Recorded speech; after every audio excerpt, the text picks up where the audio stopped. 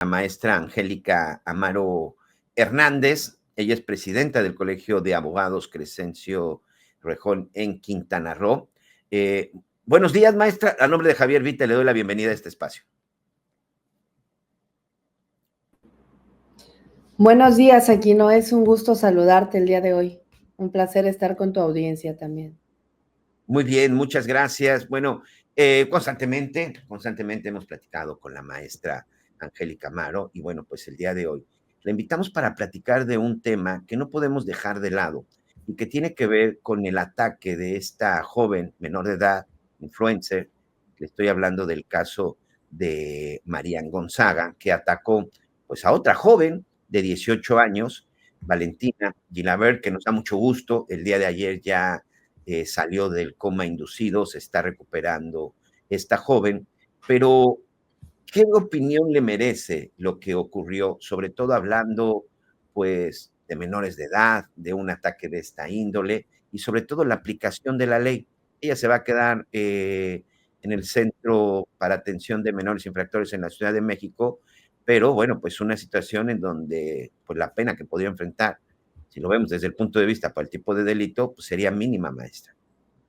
Sí, de hecho, bueno, hay una buena noticia ante todo esto, que es que la víctima pues se está recuperando, como tú bien dices, ya salió del coma inducido y aquí lo más importante siempre es la vida y la salud de las personas. Entonces, eso es bueno, esperamos que siga en esa sintonía de recuperación. Y por lo que respecta a la adolescente que está ahora en un procedimiento judicial en carácter de imputada, bueno, ella tiene una responsabilidad dentro de las cuales la Ley Nacional del Sistema Integral de Justicia para Adolescentes, en su catálogo de delitos, la establece como un delito pues delicado y grave, porque el delito, por lo que se escucha en los medios, claro, estamos hablando de opiniones que se escuchan en los medios, sin embargo, en la carpeta de investigación puede obrar otro tipo de datos precisos de prueba. El delito por el cual ahora ella está sujeto a una medida cautelar, lo que amerita un centro de internamiento en el cual está privada de su libertad, es por la de lesiones calificadas. Las lesiones calificadas es un delito pues grave porque causan un daño material en el cuerpo humano, y cuando son lesiones que se impone o se pone en peligro la vida, están las lesiones, y cuando son calificadas, ahí viene implícito, o estamos hablando de que existe la premeditación, la alevosía y la ventaja que hubo de esta persona, que es esta adolescente, al intentar atacar o dañar la vida de la persona. No sabemos realmente si su intención era privar de la vida o bien solo lastimarla físicamente. Sin embargo, pues afortunadamente la víctima ahora se encuentra en recuperación, y por esta parte de la imputada, pues este delito amerita para el juez y también para la legislación nacional del sistema para adolescente, una medida cautelar de privación de su libertad en el centro de internamiento. El juez siempre se va a pronunciar respecto a la medida más severa, o sea, no va a tratar de no imponer esa medida severa. Sin embargo, cuando el caso lo amerita y por el tipo de circunstancias que pasaron los hechos, pues para su criterio él le impuso esta medida.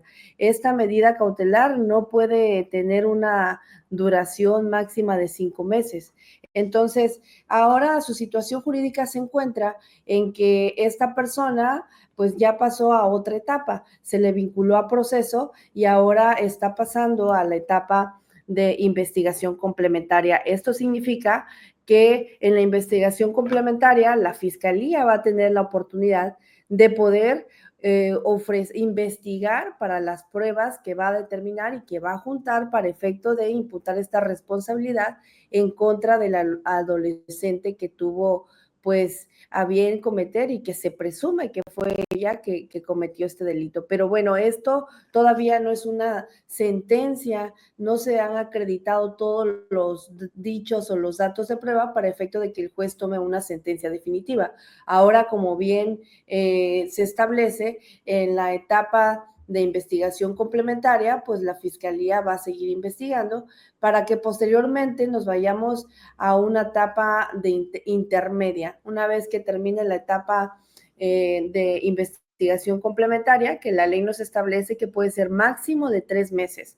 En este caso, por lo que se escucha en los medios, pues se le impuso 2 meses para que la Fiscalía pues siga investigando.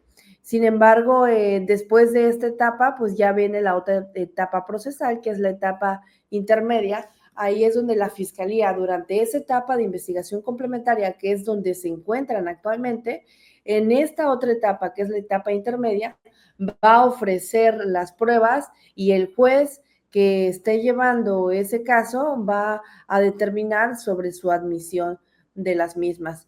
Y posteriormente ya vamos a pasar a otra etapa, que es la audiencia de juicio, donde se van a deshogar las pruebas y finalmente el juez ya se va a emitir sobre una resolución definitiva determinando la responsabilidad de esta persona. En esta sentencia, él puede determinar quién es el responsable de estos hechos que la ley señala como delito, que son lo de lesiones calificadas, y el tipo de pena que le va a poner al adolescente, que no puede ser mayor de 5 años, porque el sistema integral de justicia para adolescentes es muy diferente al juicio o a la ley donde se rigen los adultos, que es el Código Nacional de Procedimientos Penales.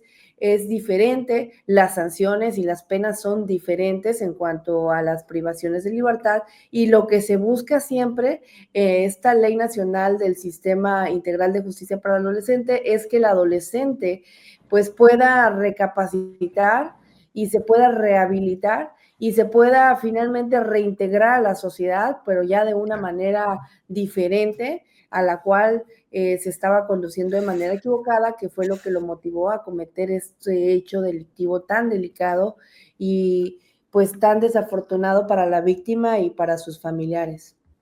Esto que nos comenta, maestra, tiene que ver sobre todo mucho con la cuestión con la cuestión de cómo está hoy la ley, cómo está hoy el código. Pero vámonos un poquito más allá, sobre todo en el sentido de, es momento de cambiar la edad penal. El Salvador lo acaba de hacer. En Argentina también se pretende hacerlo, cambiar la edad penal. Porque estamos hablando de Marianne, una menor que planeó, que programó, que viajó, que fue hacia la zona de Cancún a México. Vemos otro caso, por ejemplo, en Tultitlán, de una joven pareja también que fueron padres, se querían deshacer de un bebé.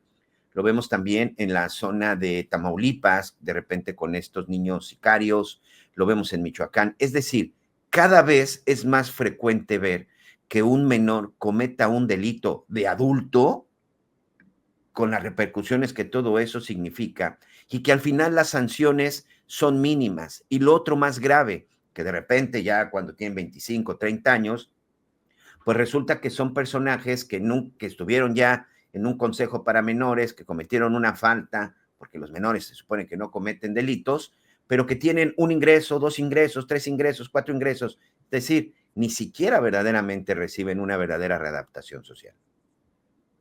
Sí, de hecho, bueno, ya los legisladores determinarán al respecto, pero no solo es el hecho de aumentar la edad de los grupos etarios, porque aquí en la Ley Nacional del Sistema Integral de Justicia Penal para Adolescentes se divide en 3 grupos etarios. Tenemos el grupo etario 1, en el caso de esta persona, pues se encuentra en el grupo etario 3, que es en el rango de las sanciones que se le imponen a los adolescentes mayores de 16 años y menores a 18 años.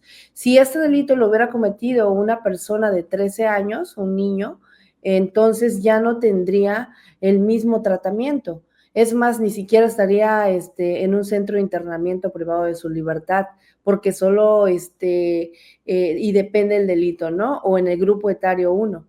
Entonces, son varias cosas, tanto la legislación, pero siempre debemos de recordar que todo eso se acompaña con la ejecución y las instituciones que participan en esto, porque tenemos la regulación de la ley, pero también cuando estamos en el centro de internamiento, pues ahí debe de haber todos los instrumentos eficaces y suficientes para efecto de cumplir con el objetivo de lo que es imponerle esta medida de privación de su libertad al menor.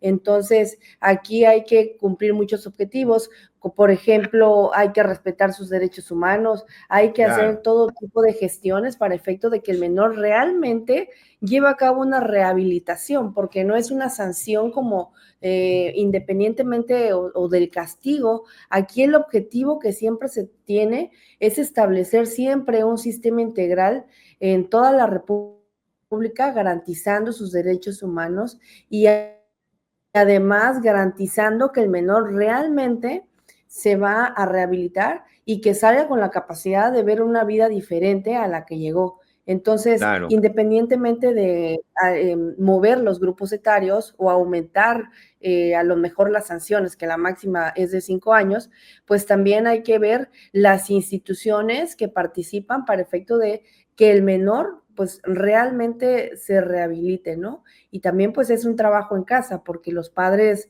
pues también deben de poner atención en ese tipo de situaciones, porque Claro. no dejan de ser menores de 18 años que están bajo la tutela de ciertas personas, que no solamente de sus padres, a lo mejor de sus abuelos o de sus tíos. Es un trabajo en equipo entre todos, pero sí, efectivamente, pues tenemos que ver cómo se están ejecutando este tipo de privación de libertad, que es la más lesiva en Oye, los centros de internamiento. cuando uno revisa las evaluaciones, las calificaciones de organismos de los derechos humanos nacionales, estatales e incluso internacionales, la realidad maestra, digo, muchos años he estado yo haciendo algunos reportajes en penales, no hay penal que apruebe. El único penal, el único centro penitenciario, y ya no hablando solo de los menores, sino en general, que tenía una calificación aprobatoria de 7, por ejemplo, eran las Islas Marías, ¿no? Lamentablemente el discurso que nos vendieron en la administración pasada, Andrés Manuel López Obrador, decía que era el peor lugar para vivir, pero la realidad es que no. Yo estuve en un par de ocasiones allá haciendo reportajes. Allá los reos convivían con sus familias, había escuela para los hijos de los reos. Las Islas Marías eran el centro penitenciario mejor calificado del país. De ahí el resto estaba reprobado. Me parece que eso va a ser motivo de otra charla. ¿Verdaderamente existe la readaptación social en los centros penitenciarios de México?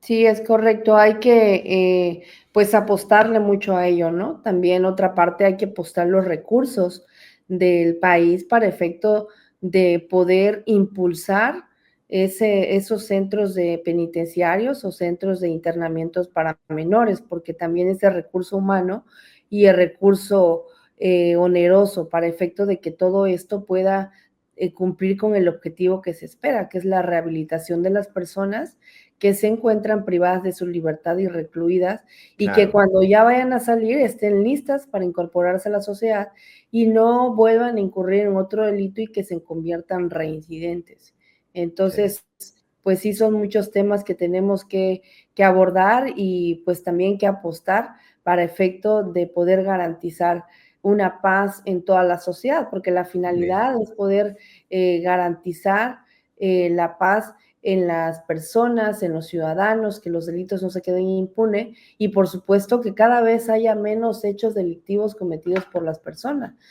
O sea, independientemente de sancionar, pues también buscar eso, ¿no? Que la gente pues se rehabilite y cada vez se cometan o nuestras estadísticas vayan disminuyendo en el país sobre los hechos que se cometen por las personas que incurren en estos delitos.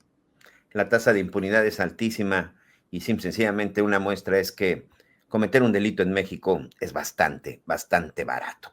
Muchas gracias, maestra. Gracias y pues nos vemos pronto para Con platicar mucho de este y gusto, otros estamos para temas. servirte. Tengas Muchas buen día. gracias.